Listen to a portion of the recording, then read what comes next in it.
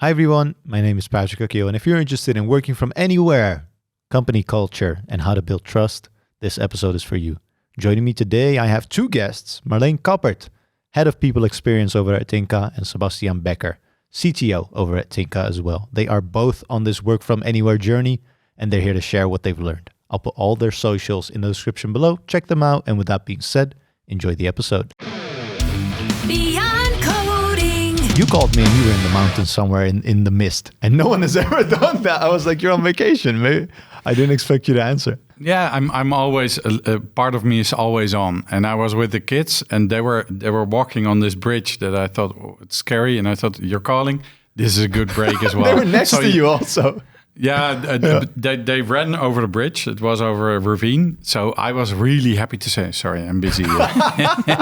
So it's saved by you on that part. That's really funny. But I'm not always on, but a lot of times I'm still on, thinking about stuff, doing stuff as well. It's not that I say to the kids, "Hey, don't bother." But if the moment is there, I'll pick it up and I'll fix it. Yeah. So everyone also brings, like, you bring your laptop and like work phone and stuff like that. But it's also right, like we discussed, right? You have several types of people. Some people really like to separate work from life. Yeah.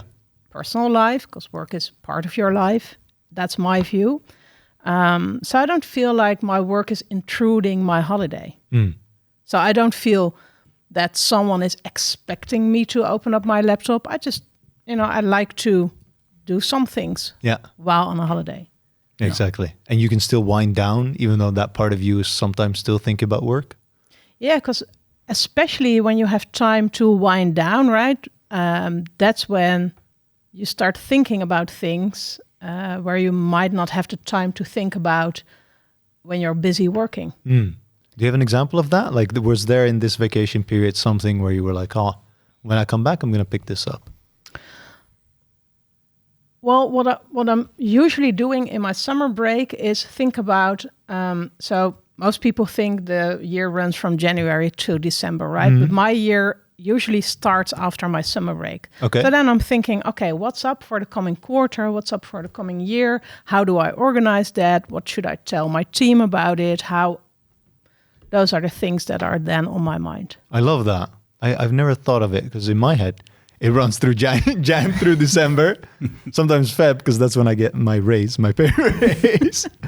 But taking the time when you're away, whether that's summer or some people go away in winter, and reflecting and taking that as kind of a fresh start, I like that perspective a lot. Yeah. It works for me, right? So it might not work for everyone, but for me it works. Yeah, you get that. So everyone's like refreshed and recharged batteries and stuff. Yeah, it's like a school. We both worked in a school. There you have it, right? You do your year, and then over the summer you think, hey, what am I going to do different? What's going to change? Yeah. That really helps. Yeah, and summer, I mean, school times also have like a longer vacation. Yeah. Like a 6 week, I mean, elementary school, uni was different, was sometimes 8 weeks, and then you're just out of it, and you're reorganizing and making sure you're ready for the next year. Yeah, and if you look at it, educators, they wind down, right? So the last 2 weeks is really reflecting on the year. And then you ramp up for the next year. You start thinking about what you're going to lecture that year and how it's going to work. So there's also sort of easing into the holiday and then easing out of it as well. Yeah. I think I do that as well. Cool. Can you elaborate on what you do or what you did kind of working with schools and educating in that way?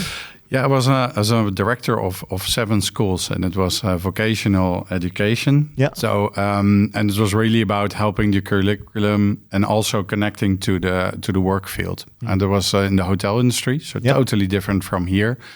But it helped me to see craftsmanship. So I did hotel management school as well, but this was on the restaurant level. And there you see how people really want to go where they want to go, and also how the industry takes these people along, how they make sure that they stay and they want to stay. And especially in the restaurant industry, it's hard, right? You train someone and they can work anywhere because of the skill set. So that was interesting for me. Yeah. And sometimes in tech, we tend to forget, right? We want the super seniors and we want them to hit the ground running. And in the restaurant industry, it's like, okay, if you're skilled and if you want to, you can learn and you can get to the complex part, like a Michelin star restaurant where it's really complex.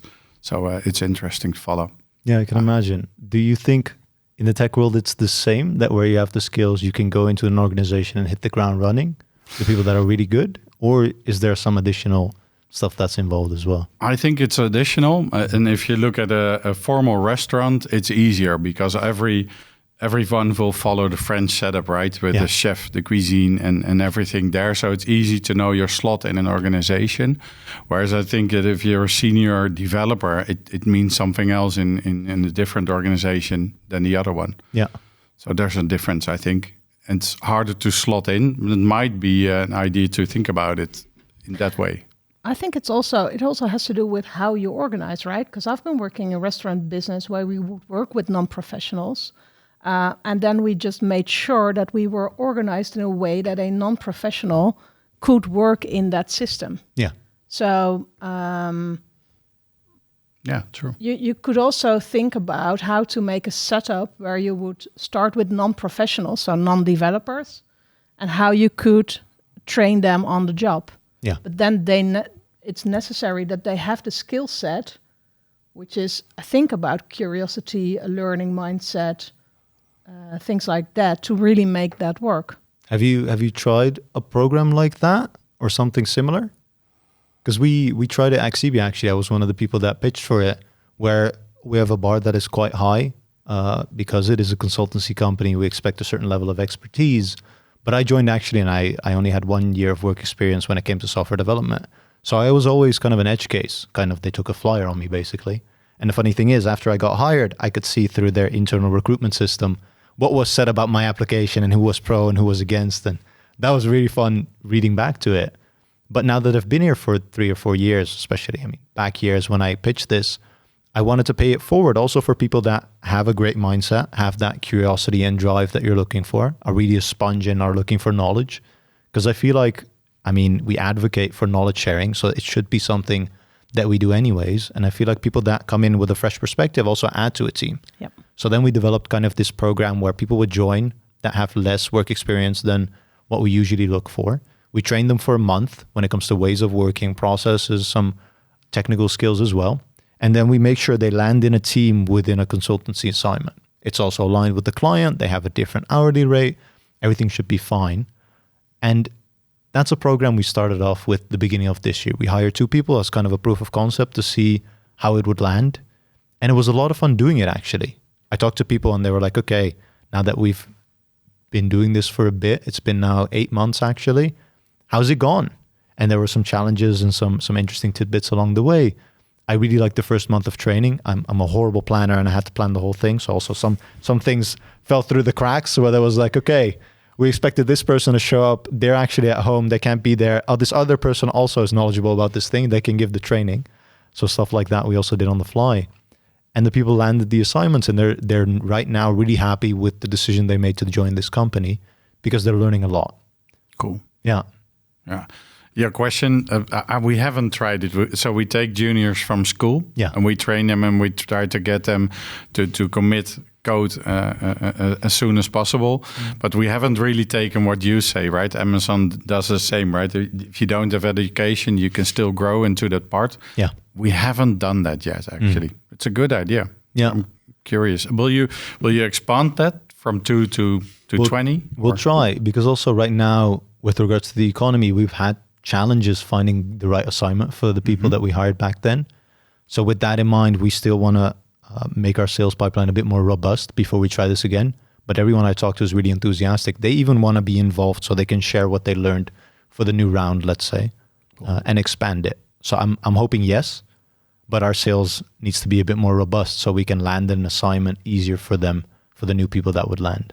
Yeah, I'm going back to the schools. If you go back to the schools and discuss it with them, that will make the break from school to work also much easier. So it's interesting. We're trying to get to that, like from the educational journey, we pick them up. Yeah. That's not where we're at right now. We went through, okay, this is our bar and we're going to go a little bit below that. So we do have people that have work experience, but not the work experience that we require. So we can help them with that 1 month of training in bridging the gap. Yeah. But I definitely, also because I like working with people that are kind of a blank canvas in that way, I definitely want to go from that educational route and then they join our organization to learn and grow from. I think that's just a lot of fun. Yeah, it is. And it will also help change the industry, right? Because it's still, you have to have this type of background or this type of experience, or they're interlinked. Yeah. And changing that is also core, I think. Yeah, absolutely. When it comes to how you hire and what you're doing at Tinka, you mentioned actually, Marleen, in our intro call that you've hired someone even from Kenya. And the thought that popped in my mind back then, I was like, if you're hiring globally in that way, in a fully remote way of working, how do you make sure that the culture and the people still work together effectively as you want them to? Yeah, well, as we discussed, right, it's not like we started this work from anywhere strategy just because we thought that was a fun thing to do, right? That was a strategic choice, knowing that we would need some specific talent that we probably could not find in Zwolle, the Netherlands, or maybe even Europe, right? Yeah. So that's when we started thinking how to solve that problem. And because of COVID, and where everyone saw that working from home wasn't that scary as some people thought it would be, that's how we came up with that strategic decision to just have this work from anywhere policy. It's guidelines, our strategy, it's a way of working. A way of working. Yeah. So that's how it started. And you don't start with hiring someone in Kenya. No. Right? So we started with Portugal, Germany, countries like that. And what I see in Tinka is, because everyone is working from anywhere, you don't have this you don't distinguish between, okay, so you have 50 people in an office and you have 10 people working from anywhere. That doesn't work. That doesn't feel like one team. But if everyone is working from anywhere, then everyone is the same. Yeah. So most meetings are remote.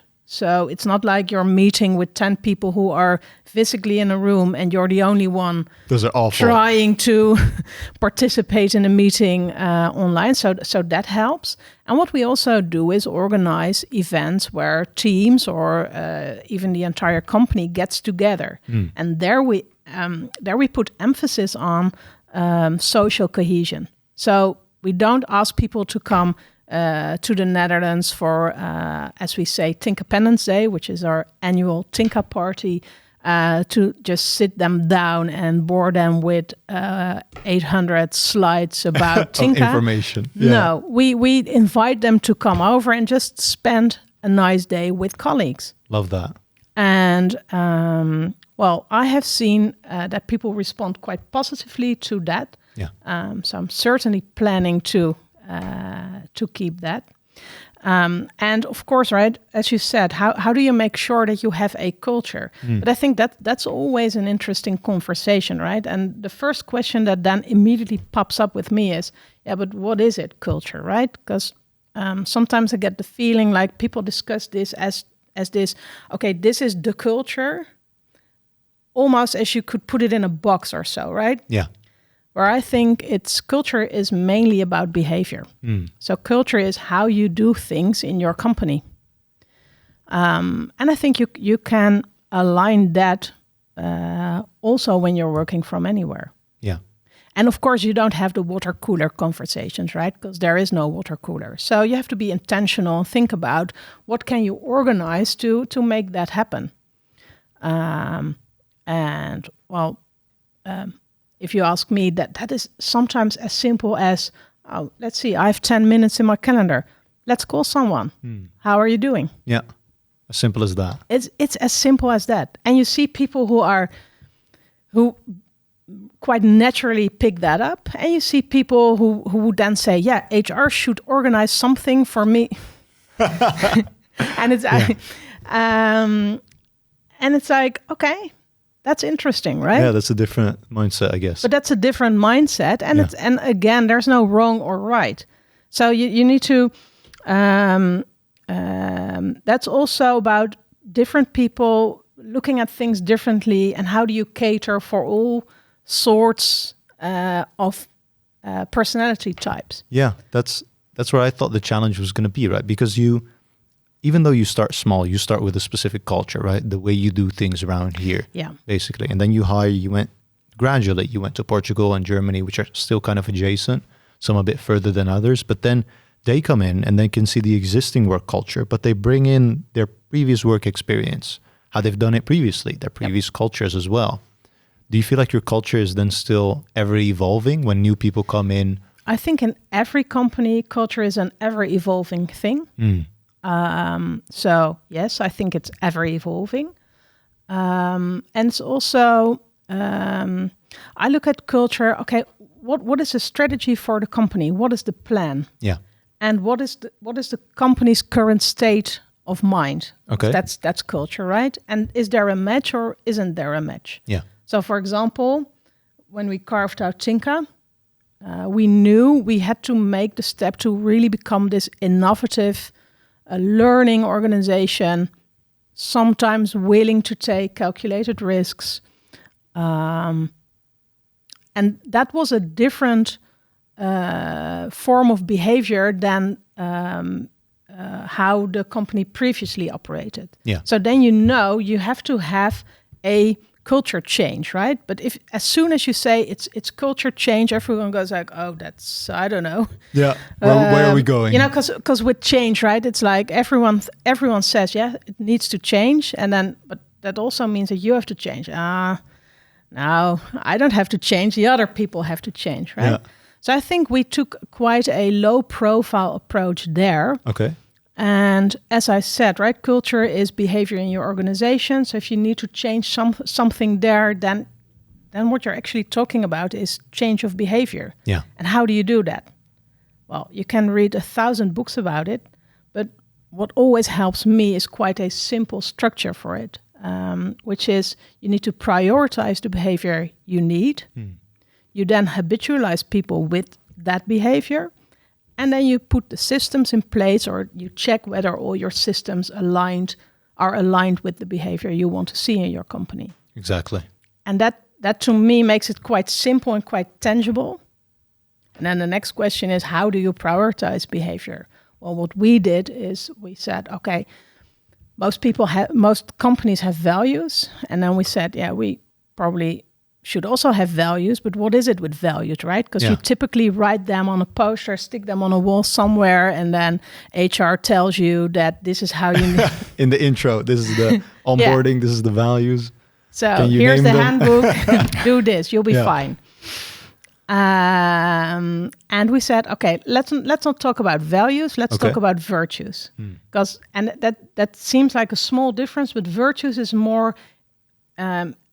it has more of the behavioral side of things in it already, how you describe a value. And then it's like, okay, who tells the people that these are our virtues? Is that HR? No. Is that just the management team or the CEO? No, because, if it's our company, then it's all of us. It should be everyone.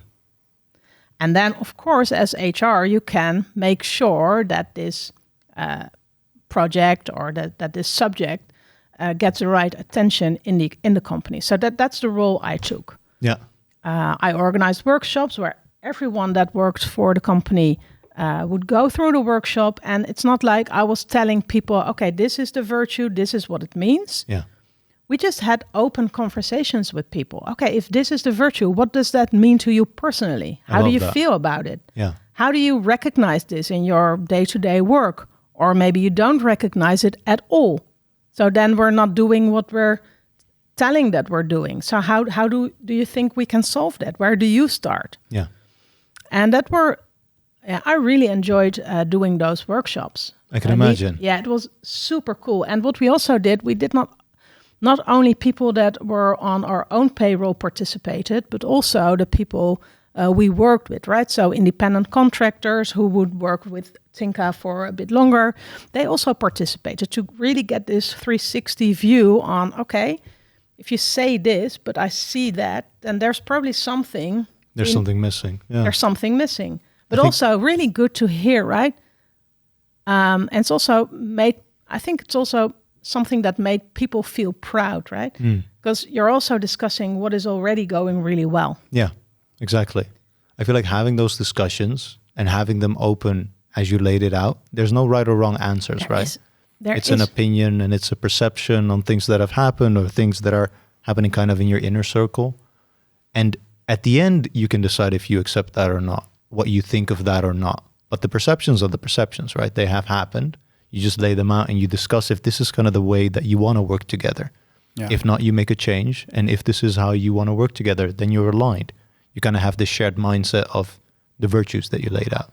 Yeah, and there was another interesting thing that you did. You mixed a lot of different departments. So it was all in context. So you had the people from development talking to the people in the call center. Yeah. And they have different contexts. So they have customers that they talk directly to them. And the developers are thinking about how do we build better systems. So it was also really about sharing that context to one company. That was also interesting to hear and to see. Yeah, I can imagine. And you're then there from the software development side. And I'm assuming you want to understand all the domains that are adjacent to that, right? Yeah, exactly. And maybe even further than that, right? If you talk to finance, normally if you're a developer or if you're in development, you don't go there. But really hearing how they view the company and what their concerns are is even more interesting than talking to the direct users of your systems. Yeah. So, exactly. And does everyone from the team or a few people of the team, do they share those kind of interests and areas of interest? Because me, from a software engineering perspective, I love knowing about the business, but that's, I think, because of the person who I am. I am innately curious. And when we're building something for a customer, I also want to understand where they come from. Yeah. And I would love if that's carried on through the team as well, but I'm not sure how that is. Yeah, it's a personal mindset, right? Yeah. So some people say, well, I want to know, I want to see what's happening, I want to understand.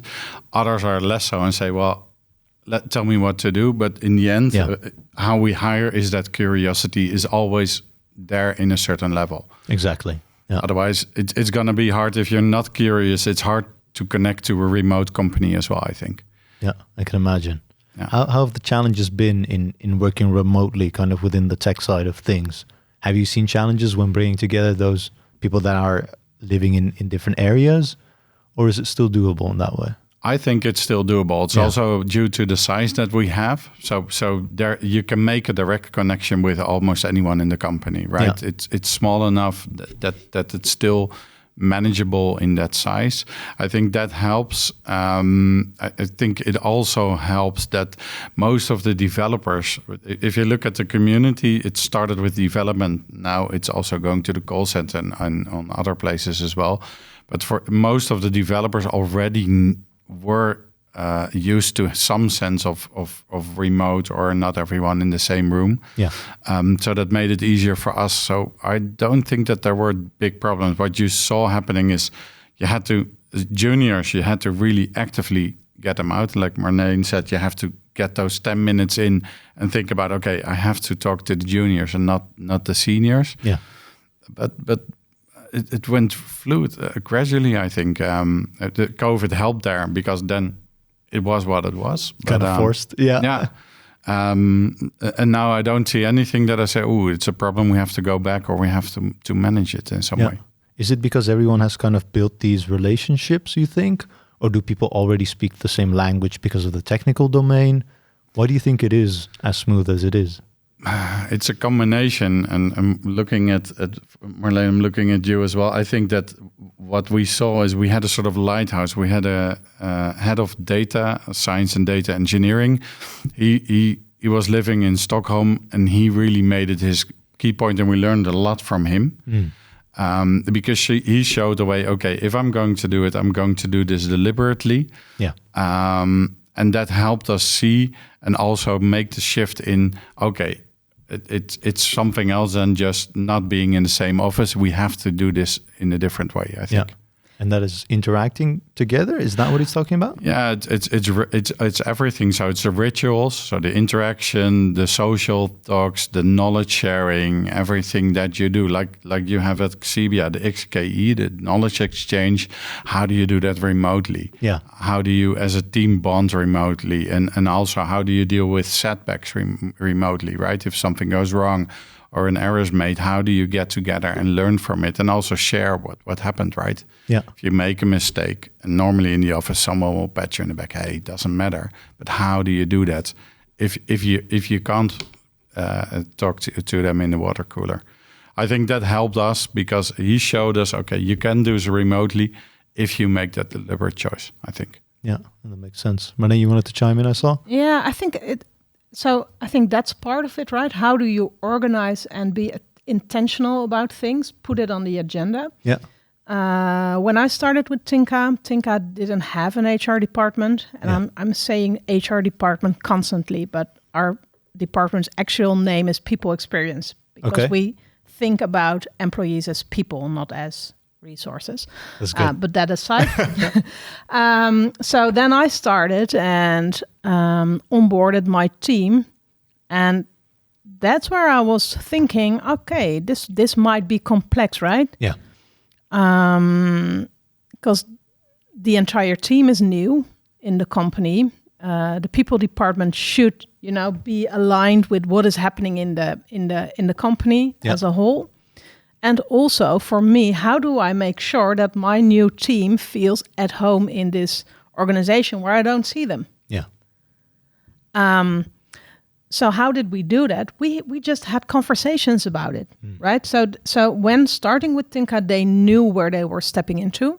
So if they were like people who would like to be in an office for 5 days, they probably would have not joined Tinka. Yeah. So I think that is step one. Yeah, the expectations. That's expectation management, and it's also, I think, one of the upsides of being able to start an entire new team, right? Yeah, clean slate. Clean slate. And if you have a team where you have 3 people that like to be in an office the entire week, that's a different problem you have at hand. I didn't have that problem.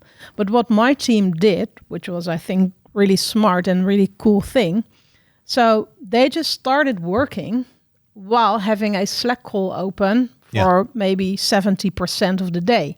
So they would just, be working each in their own home, but having this constant open line, at least with each other. And I really said to them, listen, I get it. It's hard, right? It's a new company. It's they were junior when they started working in my team. So I said, listen, if there's something or a worry or you're stuck, just call me. And if you cannot reach me, just text me or Slack me or whatever. I will always prioritize you over anything else I'm working on at that moment.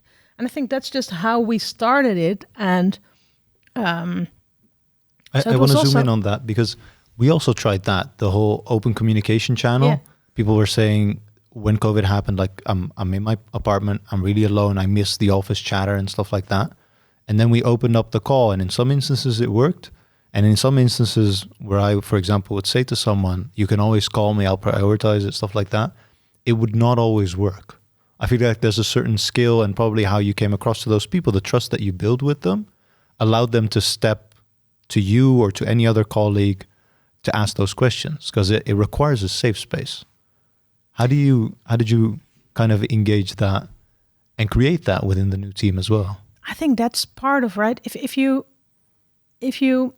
really openly discuss, listen, it's not like a million companies before have done this for 50 years, right? Yeah. And it's also, think about it, right? When I started working for Tinka as a head of people in a work from anywhere environment, most HR people would look at me, that doesn't work. No. How do you connect with people? How do you don't do that? see the people, right? Yeah. So I think that is part of it, right? Having that conversation and also being really honest about it. No, it is not 100% ideal, right? There are certain aspects of it that aren't that ideal and that will never be ideal. Yeah. On the other side, working in a open office space is not ideal either. No. So then it's all about, okay, if this is the situation, this is the setup we deliberately chose, it's a strategic decision we took. How do we make it work, and how do we make it work for everyone? Yeah. And it's also learning by doing it. And as long as you see the fun and the beauty of that learning curve, I think there's no right or wrong. It's just, okay, this works for us, doesn't work for anyone. So the team you mentioned, right? They're also doing things that don't work for my team. On the other hand, there are things that I do with my team that won't work in that team. Yeah. So it's also taking the space to really, again, almost personalize the experience. Yeah, it's interesting that you lay that out, because you want your virtues to kind of be upheld through the teams, right? Yeah. But the way of working within the team, as you lay it out, is apparently flexible. It's more so tailored towards how do these people want to work together and really form a team, right? Yep. Because you don't start off as a team, you're a bunch of people together, and then you learn how to be a team by probably trying things out. Does an open communication channel Yep. work for us? Or do we do something else? Do we call up someone when someone needs someone or something else in that way? Still, I feel like at the fundamental level, it might have to do with the virtues and how you get people to jump aboard on the first place. But there needs to be kind of this trust level, this safe space for people to do that, to be themselves, even though they are remote, with people they have probably never seen in person or not yet, and still be comfortable with that. Yeah. And what that, for us in tech, what helped was if you have a big incident and you do in Slack the huddle, you set open the channel and everyone joins and can join from the company. Yeah. That also created something because then you're all there. And what we try to do then is also make jokes, do something on the side, right? You're not always working. You're waiting for something to happen or someone to come back. Yeah. And what we also saw is there was a lot of stress. There was a lot happening. People were relying on the systems. They were also in that call. And we just had a chit chat as well, right? Someone said, I'm going to call the vendor. I'm going to call this. I think that helped us in the early COVID months as well. And we keep that up. So if there's an incident, anyone from the company can join. And if you're a new joiner, and I'll say, hey, join those channels and listen up, because then you hear how people work together. Yeah. Might be that I think you're right. You triggered me something on trust. And then I thought, well, there we try to build the trust. Everyone does the best that they can. Yeah. There's no wrong thing there. And it's all about keeping the pressure down so you can keep on thinking. Might be that there's something there that helped us. I don't know. And also with trust, right? Wherever people work, mistakes happen. Yeah. I make mistakes, you make mistakes, everyone makes them. And I think if you look at trust, it's mainly how you respond or react to something that went wrong, which then is the proof of the pudding for people. Okay, is it trustworthy here? Or do they just say it's all right to make mistakes? I like that a lot. It probably wasn't a conscious choice to open up the channel and make everyone, or try and make everyone comfortable. It's just what happened because of the people, because of the openness and probably the transparency in the culture. And there's also this paradox of trust or paradox of safety, right? To find out that it actually is safe, or that you can actually trust someone, you first have to make the first step, which is where the paradox is, right? Give it a try. Yeah. So try and then find out what happens. Yeah. And then as leadership, really make sure that you don't make mistakes there, right? You can make a lot of mistakes, but as in a leadership position, you don't make the mistake there. Yeah. And it's hard, right? Because we're also people. You also make mistakes, also there. Yeah, also there. Yeah. And I think it's also right. For example, what I do if something goes wrong, right? I know the people in my team. They are. They really want to do the right things, right? They really want to do the right things right. So whenever they make a mistake, I know that it's probably the biggest problem for themselves. Yeah. And then I just ring them. Hey, what's up? Well, nothing is up. I was just checking whether you weren't making yourself going crazy. Exactly. About something that went wrong earlier today. Because that shouldn't happen. I'm just calling you to say, stop it. Yeah. In other environments, other people would say, you made that mistake, and they would kind of drill down on that. But because you know the type of people that are in your team, you didn't have to do that. You knew they were already aware of the mistake, and they were already making sure that wasn't going to happen again. Exactly. Yeah. Or, okay, let's discuss that, right? Yeah. So this happened. Okay, not ideal. But the world is not ideal. Exactly. So, okay, this happened. How do we go about it next time? What can we put in place to prevent this from happening another time? And also making sure, right? It's not like I'm writing this down for your quarterly review to confront you with. Yeah, I get that. When we're looking at kind of the foundation that we just laid out in being effective and still being remote, We talked about the virtues. We talked about kind of creating this safe space, allowing for mistakes to happen, and building trust in that way. Is there any ingredient that's kind of missing that you would still want to add there? I've something. I think that we have a clear purpose. So what we set out is we're going to make it better for our customers. We're going to be more responsible in how we do it as Tinka. Yeah.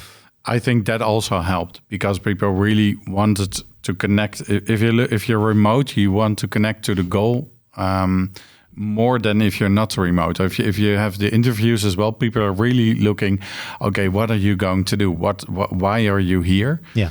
I don't know if we chose them, but so many of the questions were, why do you do what you do? Yeah. And the people that asked those questions invariably were also the people who were really successful in getting with us because they were like, I'm not just gonna work here because it's remote. I want to work here because we're gonna do something. Yeah. To do that, I need to understand. Yeah, I want to understand, and I think that's also part of what's really important. And I think that's maybe also something that you put in every opening had those. This is why we're here. Yeah. And maybe we funneled or we filtered out these people that were looking for that, but that helped from the get-go. Yeah. Was that always as crystal clear from the start? Or was it really when people were challenging and asking those questions that it was honed? Yeah, I think the last part, right? Yeah, I mean, and I think that you start doing something and then you see, hey, there's this side effect. That's what's happening. And then, of course, you zoom in and you think, okay, that's what we're going to do. But I see that works for us as well, I think. I like that a lot. Also, the acknowledgement that you're not starting off perfect, right? Yes, you have a purpose, but it's still kind of malleable. And I feel like the more conversations you have, the more people that onboard you and that want to kind of go in the ship and sail with you, the sharper it gets, the more crystal clear it gets. Yeah, it's like Marleen said on culture, right? Everyone brings something. Yeah. And it's flywheel. It's ever shifting. Yeah. I like that. In working together remotely and it going the right way, let's say, have you also experienced something that didn't go as right that you've pivoted or still are working on when it comes to challenges there? Well, I think if you look at work from anywhere, I think most people in a company have a really positive outlook on that, right? So we have this thing called office vibe where people can put in feedback. And if I look at what people are positive about, then work from anywhere is definitely part of it. Yeah. I think where we can always be better is in making sure that everyone is aligned with everything they need to know. On the other hand, I'm not sure if that would be different if we were in the office. So, but I think being remote makes it a bit more of a challenge. Yeah, I think it's it makes it a bit more of a challenge, or it makes it easier for people to say that something isn't communicated because you're this work from anywhere, right? So I think it's two sides of the coin. Interesting. Basically, and I think as a manager or as a leader in a company, I think for each and every team, that should be prioritized. Do my people know what they need to know? Yeah. Have I communicated everything they need to know at the earliest moment in an understandable way? Yeah. And does it land? And does it land, right? So we have town halls. And what I do after each and every town hall is call my team and ask them, okay, what is your takeaway? Okay. So this part, to me, it was a lot of information. And so what's your takeaway? Did you really understand? What does that mean to you? Yeah. So that's a question I ask them to check. But I also think if you have a really large team, that's more difficult. I can imagine. Yeah. It's going to be harder then. I like the kind of checking, because probably if it doesn't land, it's something for you to improve, or whoever that gives that information to improve as well. And if it does land, then you know it was well done. It's landed, everyone knows now we kind of have the shared mindset of where we're going. Or at least for my team. Exactly. Yeah. You wanted to mention something as well? Yeah, the town hall is one of the parts. So we have a centralized town hall, but for tech, we do that as well with the contacts and what's happening. I still find that the hardest part to organize. Okay. So one-on-one, it's easy, or 1 and 2 or 3. Yeah. Then you can do it because then the conversation is still happening, even remote. But having a sort of screen and getting the interaction in, getting the feedback in, and not always having the sort of water cooler talk afterwards, that's the hardest part, I think. Those town halls, getting that in, getting the interaction and getting the feedback, I'm still struggling with it.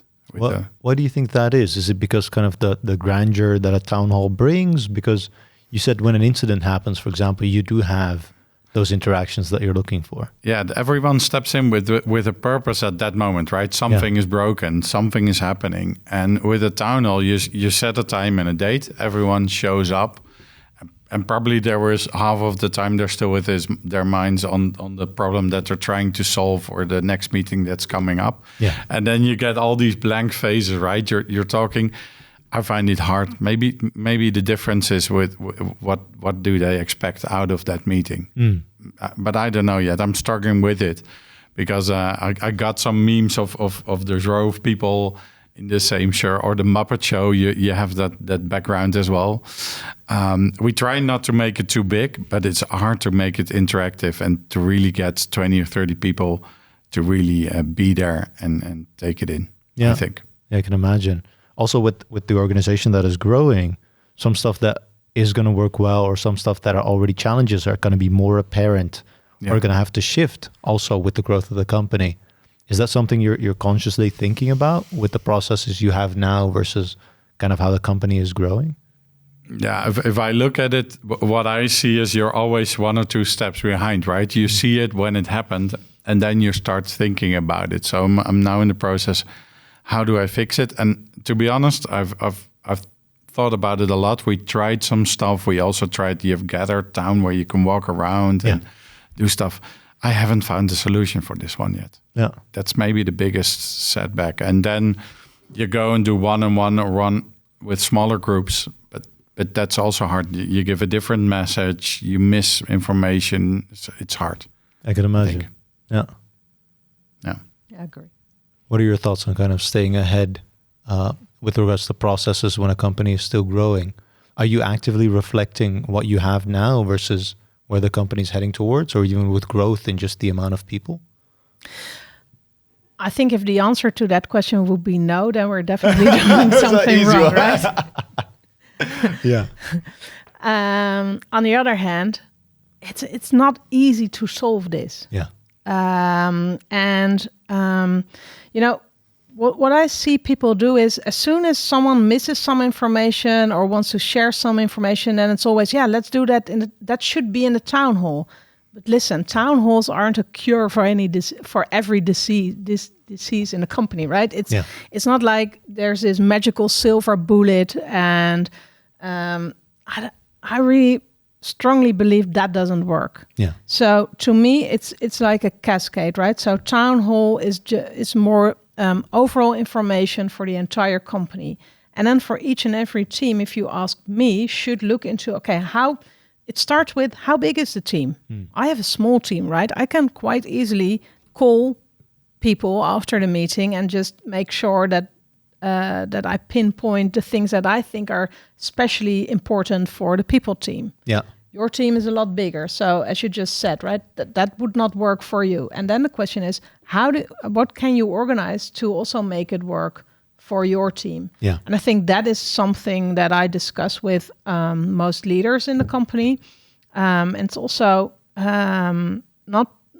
not for every team the same solution. I can imagine. Yeah. Just like the team processes within the team. Yeah. How the communication structures are in place is also different. And also I think, right, if you speak with people and something goes wrong, probably the first thing that is mentioned is communication.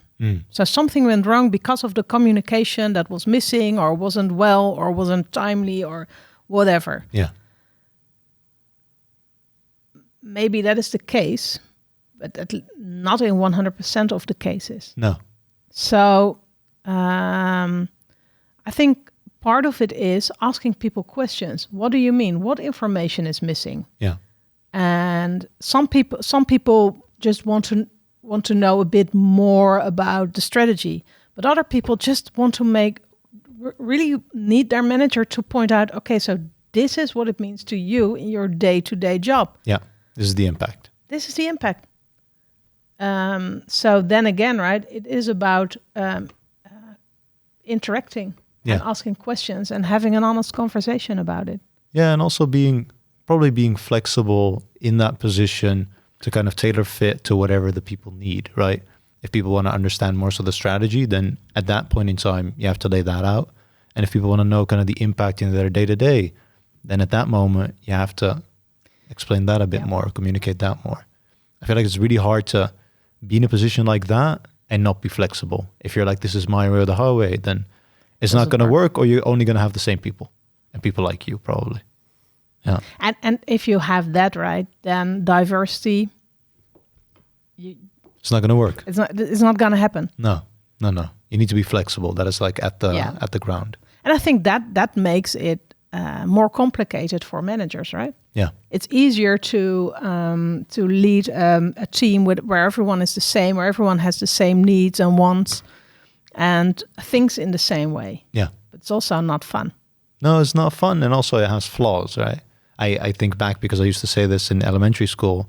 I'd be like, oh, if there was a team of me's, we would have this done. And now I know I have so many flaws that I'm like, nah, this part would get done really well and this part would not get done at all. Yeah. So that's, I think it takes some realization, and probably you have to have been in that position. You have to have worked with people that are more diverse.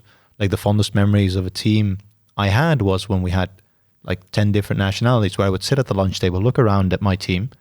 And this was also kind of a team within a bigger team, but sure, I would count the nationalities, and we would have 10 different ones in a group of like 14, 15 people. I thought that was really cool because I was growing not just on a technical level, on a professional level, but on a personal level. I learned about their cultures. They made me excited to travel there. It was on a bigger level than just work. And I feel like where work and personal life kind of assimilate, especially because we can do that now with remote working, is where you're going to have the most joy, the most flexibility also as a person, and hopefully grow the most as well. Yeah. In kind of rounding off this topic of remote working and effective working, is there anything that is still missing that you still want to add on? Because otherwise I want to go into kind of my last thought, which is how you two got to work together as long as you have been. Is there anything that was still missing? Sorry. No, I think we covered quite a lot. Yeah, right. Actually. Yeah. Cool. Then who can take a stab at how you two got to work together and still have been working together for so long? Who wants to kick that off? Normally I do this at the start, but I like to round off this time. I think we met at WeComp. Okay. Where you were IT manager and I was the HR business partner for the department. I had never worked in technology. Okay.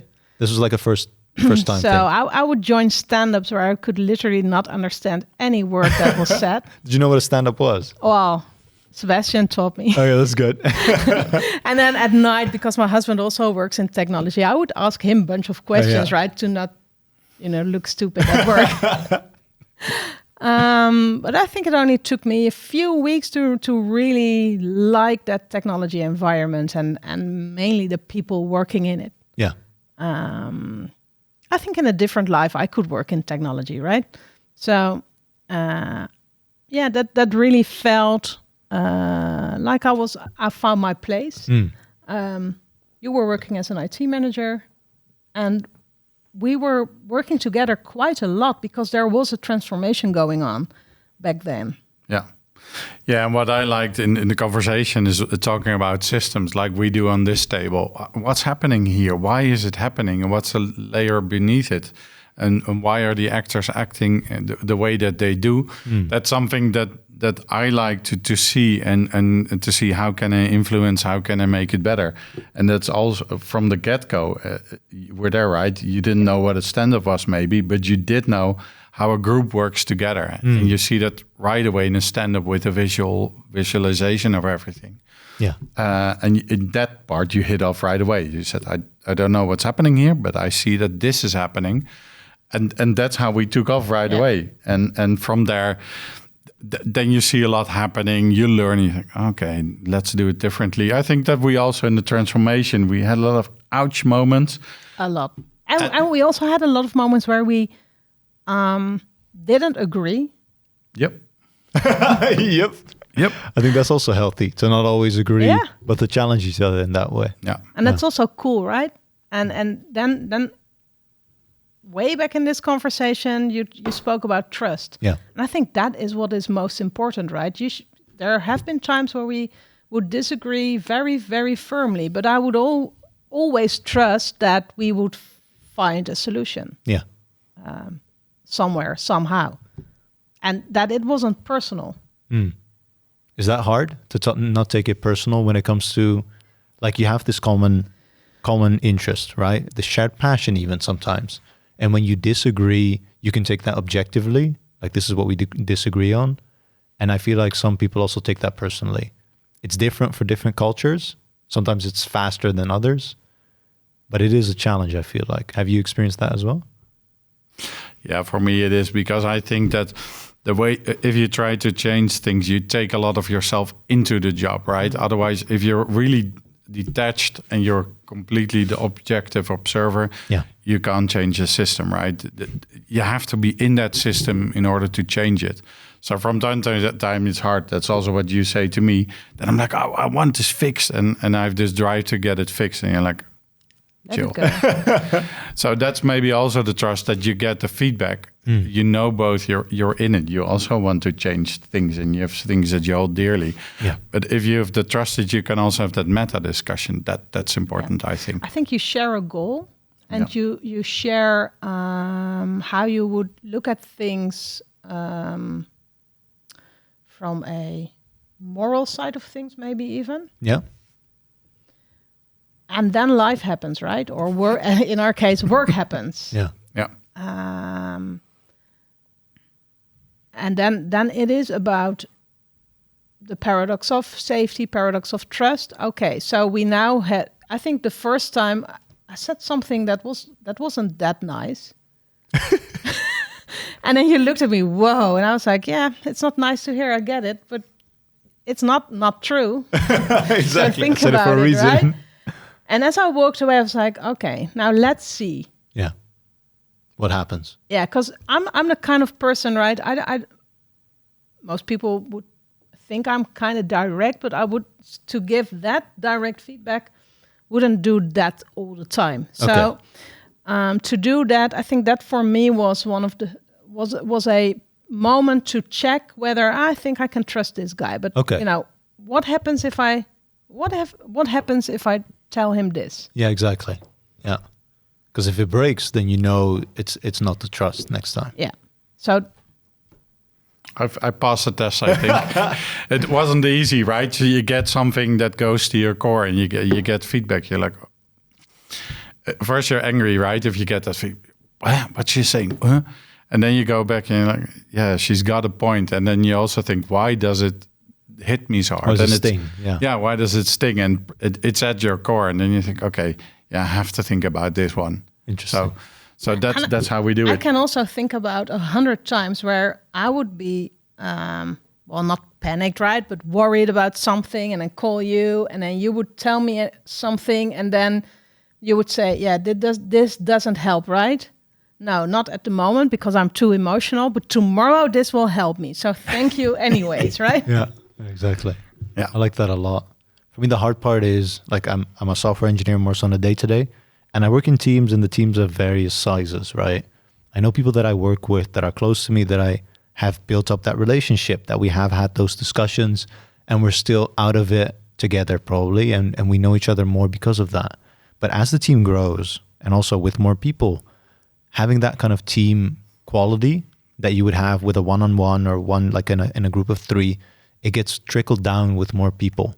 And I feel like that is kind of the challenge that we have with creating software, in that a team size matters a lot, but I don't know if it is known that it matters a lot. Sometimes I feel this kind of urge, if there's more people, then the solving of the problem goes faster, or the solution is there faster. And I thoroughly disagree with that, because I'm in the team, basically. So to hear you say that you two work effectively because you've gone through a lot, you've been open and honest with each other a lot as well, I feel like that makes a lot of sense, because it is kind of that one-on-one dynamic. And then for me to have that with each individual of a team, let's say of 7 people, that's just not going to happen. That's going to go years down the line before we have that with each individual. And probably that team is not going to be the same then as well. No, I agree. Yeah. Cool. I want to round it off here. I want to thank you both so much for coming on.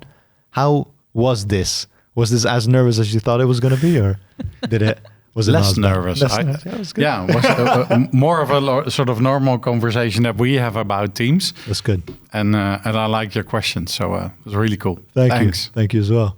Yeah, What were your thoughts, same Marleen? goes for me, right? I told you when we met last week, had the first conversation, I immediately liked the way you ask questions. So Awesome. thank you. Thank you so much. Cool. I'm going to round it off here then, everyone. I'm going to put Sebastiaan and Marleen's socials in the description below. Check them out. Let them know you came from our show. And with that being said, thank you for listening. We'll see you on the next one.